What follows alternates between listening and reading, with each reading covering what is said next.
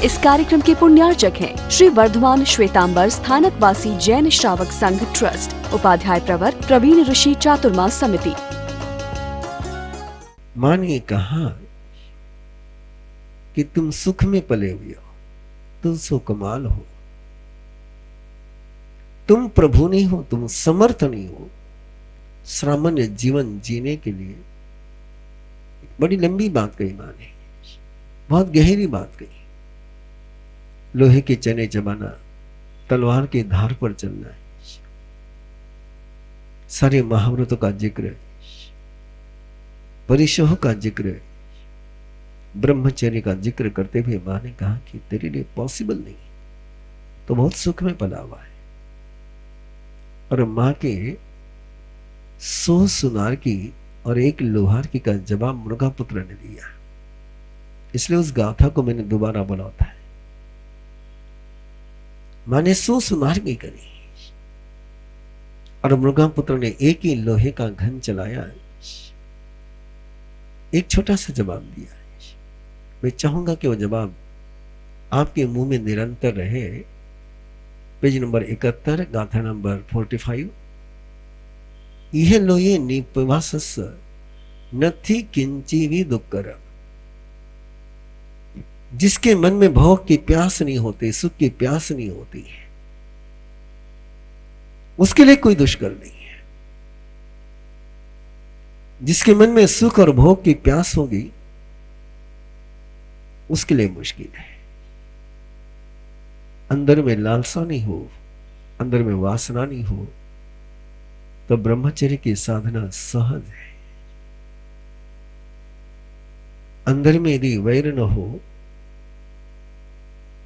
नफरत नहीं हो, तो शत्रु और मित्र को एक समान देखना सहज है। अंदर में आसक्ति नहीं हो, अंदर में लालच नहीं हो, तो मिट्टी में और हीरे में अंतर करने की कोई जरूरत नहीं पड़ती है। ये पता हो कि जो सम्मान हो रहा है, ये जो अपमान हो रहा है, ये मेरे बाह्य रूप का हो रहा है। ये व्यक्ति केवल मेरे शरीर को देख रहा है, ये सारी कमेंट्स मेरे शरीर पर कर रहा है, मेरे बाहर के व्यवहार पर कर रहा है। उस समय मान और अपमान को एक समान लेने में कोई दिक्कत नहीं जाती है। लाभ अलाभ में द्वंद्व में इसलिए आदमी गुजरना है कि जिससे में उसको पता पड़ता है कि अलाभ कभी लाभ नहीं बनेगा, लाभ कभी अलाभ नहीं बनेगा। लेकिन जिसको ये पता चल जाए जो लाभ हुआ है वो कभी भी अलाभ में बदल सकता है, जो मिला है वो कभी भी खो सकता है, और जो खोया वो कभी भी मिल सकता है। तो लाभ अलाभ में उसको संतुलन लाने में देर नहीं लगेगी। निपिवासस, अंदर से प्यास निकल गई हो तो कोई मुश्किल नहीं। और तब निपिवासस का कारण बताते हुए, मेरे मन में से क्यों प्यास निकल गई है कि मुझे नरक का सारा चित्र याद है, जो मैंने नरक में जिया वो याद है। फिर मां ने कहा, बेटा दीक्षा लेना चाहता है ले, लेकिन एक बात याद रख, दीक्षा लेने के बाद तेरे उपचार कौन करेगा? तू बीमार पड़ेगा, उसमें तुझे दवा कौन देगा? और पूरे अध्याय का निचोड़ जहां पर आकर के टिका हुआ है। मृगा पुत्र ने मां की तरफ देखा होगा, क्योंकि मां मृगावती है, और मां को देखकर के कहा कि मां, जंगल में रहने वाले मृग हिरन जब बीमार पड़ते हैं, कौन उनको दवा ला करके देता है? यदि समझना चाहो तो समझ लो। निसर्ग उपचार का पहला सूत्र उत्तराध्ययन सूत्र में, नेचुरोपैथी का पहला सूत्र, पहला साइंस, पहली फिलॉसफी इस अध्याय में। कि उस हरिन को कौन दवा देता है? जब तक वो बीमार रहता है, शांति से बैठा रहता है, इसके पीछे की फिलॉसफी बहुत छोटी सी है कि मेरे अंदर के आसाता वेदनी का उदय हुआ है, और जिसका उदय हुआ है उसका अस्त होना है। जो आया है वो जाना है, उसके जाने के रास्ते में रोड़े नहीं अटकाओ। वो जा रहा है, आया है तो जाएगा। जो आता है वो जाता है, तू काय को रोता है? आई है बीमारी, और ऐसी कौन सी बीमारी है जो आई हो और गई ना हो? अरे 33 सागरों का नरक भी आकर के चला गया, देवलोक का सुख भी आकर के चला गया, दोनों ही आकर के चले गए, मैं तो वही हूं। यह अनुभूति में जीता हुआ मुर्गा पुत्र मां से कहता है कि जैसे बीमार पड़ने के बाद हिरण शांति से रहता है, उसकी कोई ट्रीटमेंट नहीं करता है, और जब वो स्वस्थ हो जाता है तो फिर वापस आहार के लिए चल पड़ता है। मां निश्चिंत रहे, डोंट वरी। यदि मैं कभी बीमार पड़ा तो मैं परेशान नहीं हूंगा, मैं व्याकुल नहीं हूंगा, मैं तड़पूंगा नहीं। मैं भी मृगचर्या के समान ही अपने कदम को, अपने जीवन को आगे ले जाऊंगा। और ये भावना जब मुर्गा पुत्र ने करी, तब मां कहती है आराम से दीक्षा ले ले। दीक्षा की आज्ञा दी, और दीक्षा की आज्ञा के साथ बड़े सुंदर शब्दों में आगे वो गति करता है। मी गच्चामि यं चरि सामि सर्व दुःख विमोचने तुभ्यहि मनुन्नमो गच्छ पुत्र जासुहम्।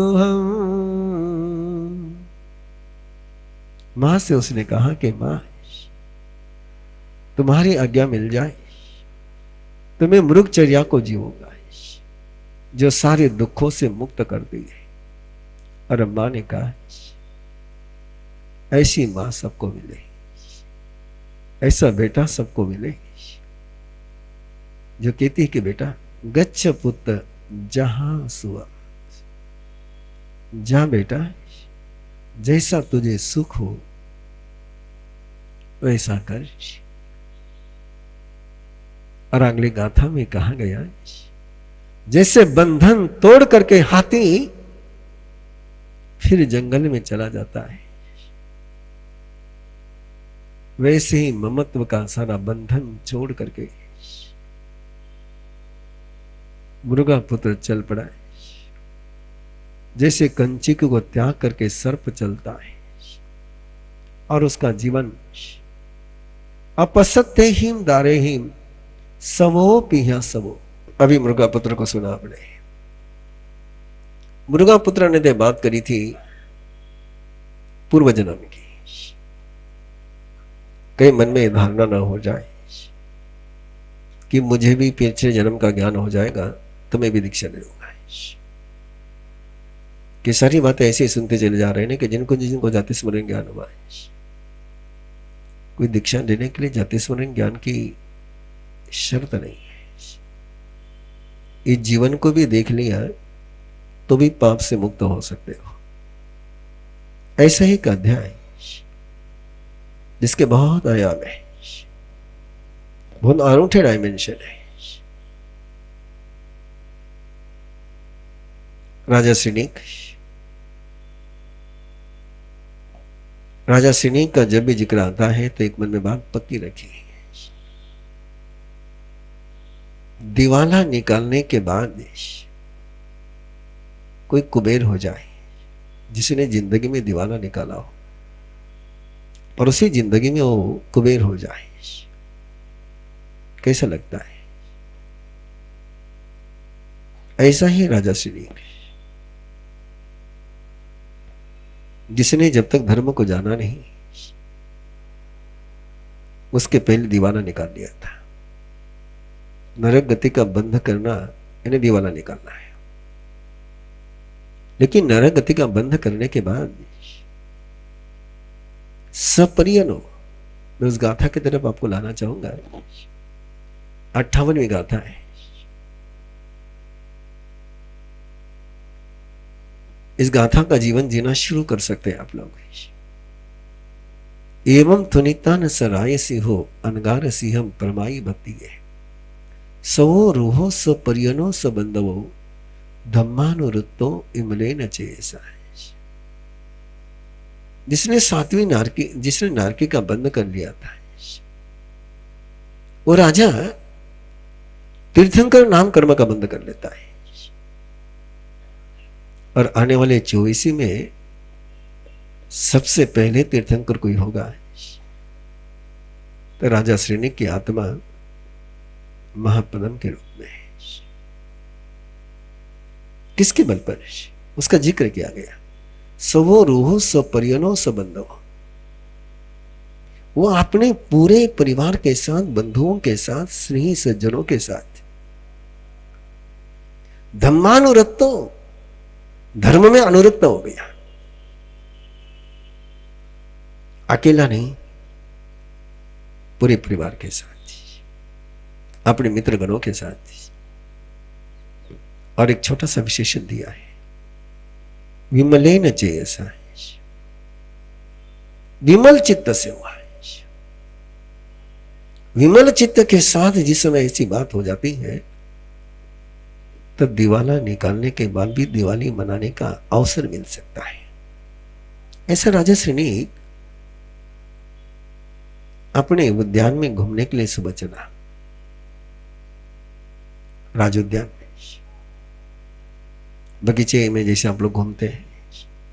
और उसने देखा एक अनूठा दृश्य, अद्भुत दृश्य देखा उसने, बड़ा गजब का देखा है। किसी सुंदर पुरुष को देख करके नारी की आंखों में लालसा जन्म जाए, नेचुरल है। किसी सुंदर स्त्री को देख करके पुरुष के मन में आकर्षण जन्म जाए, नेचुरल है। लेकिन किसी पुरुष को देख करके पुरुष के मन में आश्चर्य का भाव जन्मे, उसके रूप को देख करके याद उठाए। कैसा रूप होगा कल्पना करिए। राजा ने देखा, लता मंडप के नीचे एक योगी को देखा। और उस योगी को देख करके, उस योगी का रूप देख करके, अहो रूवम अहो वन्नम, गजब का रूप, गजब का कलर, वर्ण। और आश्चर्य इस बात पर हुआ कि ऐसा रूप, ऐसा वर्ण होने के बाद चेहरे पर कोई भूख का निशान नहीं दिख रहा है, चेहरे पर लग्जरी लाइफ की कोई छाया नहीं दिख रही है। वो तो अपने योग के ध्यान में मस्त है। राजा को आश्चर्य हुआ, कैसा हो सकता है? इतना सुंदर, इतना स्वस्थ, इतना समृद्ध व्यक्ति और ऐसे जवानी में संयम के मार्ग पर चले। आश्चर्य हुआ, राजा श्रेणिक को आश्चर्य हुआ। राजा श्रेणिक को आश्चर्य होकर के राजा श्रेणिक ने पूछा कि ये तरुण का अवस्था है जैसा आप लोगों का सूत्र है, जवानी संसार के लिए, बुढ़ापा धर्म के लिए, आपका सूत्र है। उसी सूत्र में राजा ने कहा, तरुणों से आज्यो पवयो भोग कालम भी संजया, ये तो भोग का समय है और अभी तो कहां योग में लग गया है। तब उस व्यक्ति ने कहा कि काल कौन सा ही बात जुदा है, समय कौन सा ही बात तब होती है जब कोई जिंदगी में नाथ हो।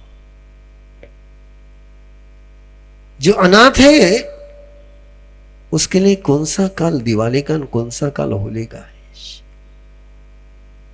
जिसका कोई नाथ हो तो उसके लिए दिवाली अलग होगी और होली अलग होगी, लेकिन नाथ ही नहीं है।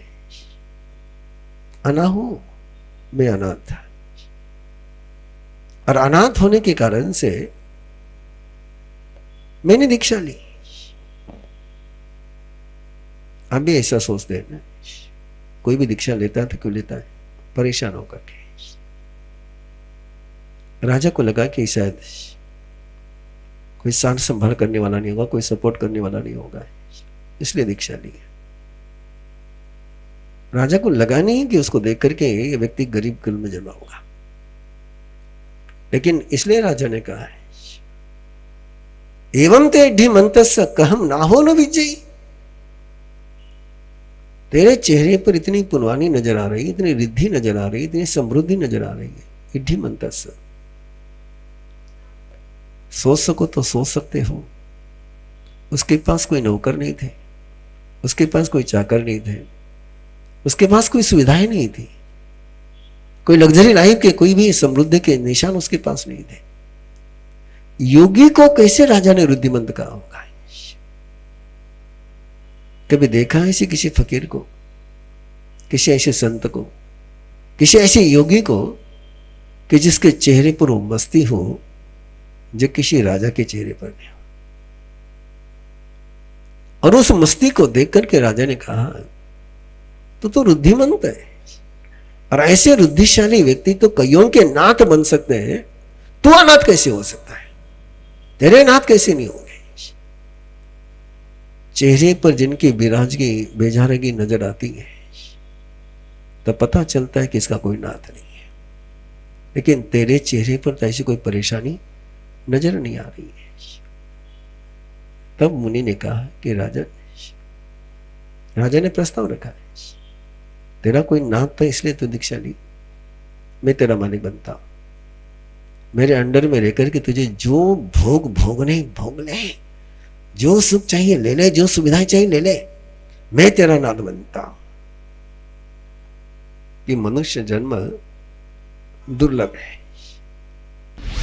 इस कार्यक्रम के पुण्यार्चक हैं श्री वर्धमान श्वेतांबर स्थानकवासी जैन श्रावक संघ ट्रस्ट, उपाध्याय प्रवर प्रवीण ऋषि चातुर्मास समिति, महावीर भवन इंदौर।